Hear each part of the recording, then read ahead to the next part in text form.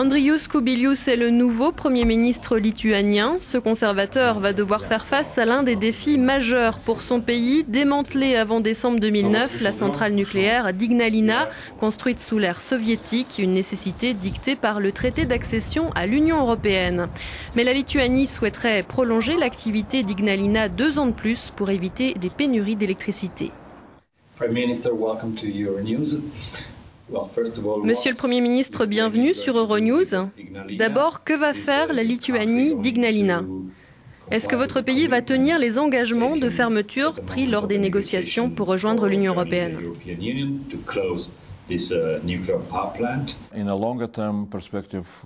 Dans une perspective à long terme, nous sommes sûrs, avec l'Union européenne, avec la Commission, d'arriver à résoudre le problème de la sécurité énergétique dans la région baltique.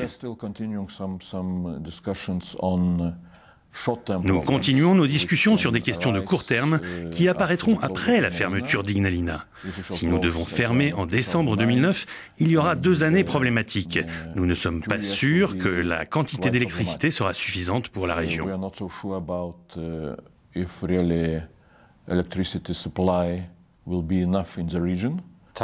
Le temps passe vite, il ne reste qu'1 an. Tout d'abord, nous devons accélérer la construction du pont électrique avec la Suède, ce qui nous permettra de nous sentir plus sûrs et plus confiants au cas où il y ait des problèmes d'approvisionnement en électricité.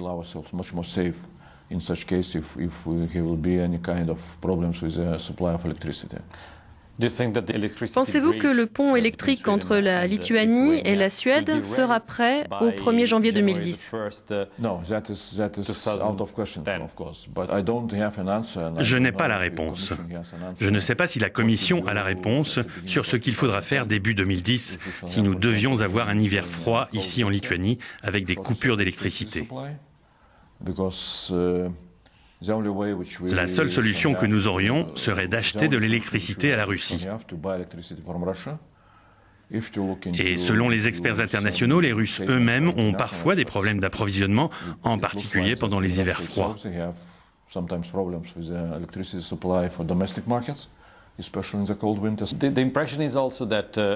On a l'impression qu'au-delà des capacités russes de livraison d'énergie, le problème est que vous ne faites pas confiance politiquement à la Russie. Est-ce vrai?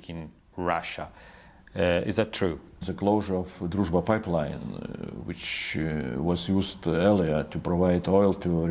fermeture du pipeline de Druzhba, qui acheminait du pétrole à la raffinerie de Mozaïque, a été une décision politique prise du côté russe parce que nous avions vendu la raffinerie non pas à une compagnie russe, mais à une compagnie polonaise.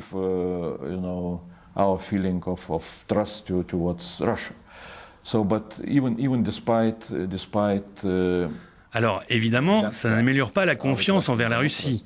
Mais en dépit de ces questions de confiance, la question est sur les capacités techniques. Vraiment, nous ne savons pas. Il y a différents calculs, certains montrant qu'il n'est pas possible de fournir assez d'électricité, assez de gaz.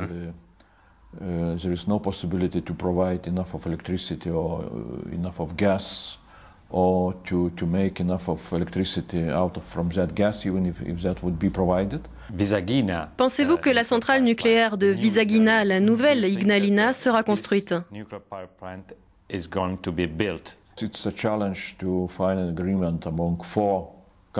C'est un défi de trouver un accord entre 4 pays. On se dit, regardez l'expérience d'Airbus.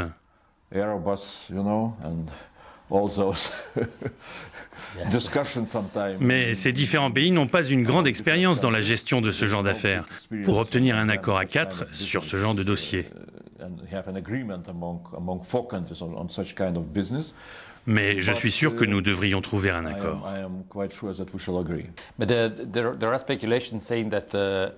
Mais il se dit que le problème, c'est que la Lituanie veut mener le projet et diriger l'équipe. Est-ce vrai? Oui, évidemment. Nous voulons avoir une forme de leadership, parce que nous prenons vraiment une très grande responsabilité en ayant une telle centrale nucléaire sur notre territoire. Mais nous avons besoin d'avoir un accord très pratique sur le pourcentage de chaque actionnaire, sur les nouvelles conceptions de centrales, etc.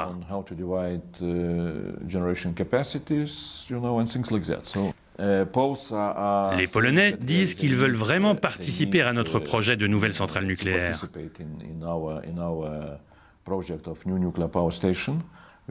Parce qu'ils ont une pénurie de production d'électricité dans le nord-est de la Pologne. Évidemment, ils vont peut-être profiter de leur participation à la nouvelle Ignalina pour se former, ce qui est bien.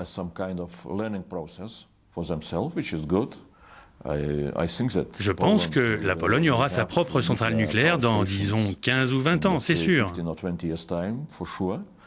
Mais pour l'instant, ce que nous visons, c'est avancer pour obtenir un accord politique et économique très clair sur la construction de la centrale nucléaire de Wysagina.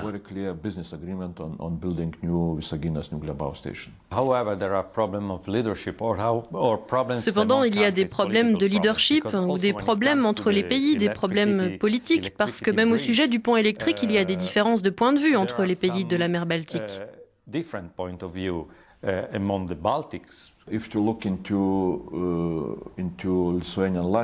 Si vous prenez la Lituanie et la Lettonie, il est clair que nous sommes tous deux vraiment préparés du point de vue de l'économie, des infrastructures, du point de vue financier, pour obtenir le plus tôt possible le pont électrique avec la Suède. Les Lettons sont un peu à la traîne en termes de préparation, mais ils ne veulent pas l'admettre. C'est une certaine forme de fierté nationale.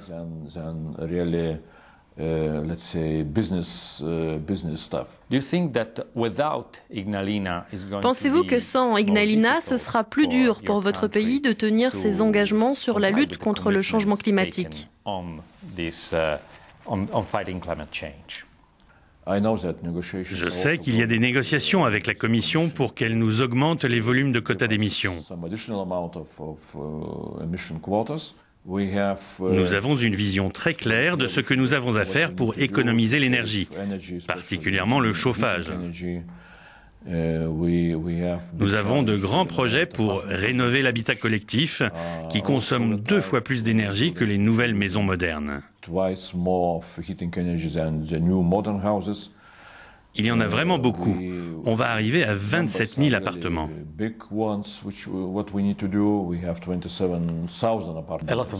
va falloir beaucoup d'argent. Oui, absolument. Comment pensez-vous obtenir cet argent ? Toute l'assistance du côté européen ou de toute autre source sera grandement appréciée. Économiser l'énergie, c'est aussi économiser de l'argent que nous utilisons par exemple en ce moment pour acheter du gaz à la Russie. Mais à moyen terme, ce sera vraiment un grand défi de mettre en place un tel programme. Thank you very much, Prime Minister. Thanks a lot.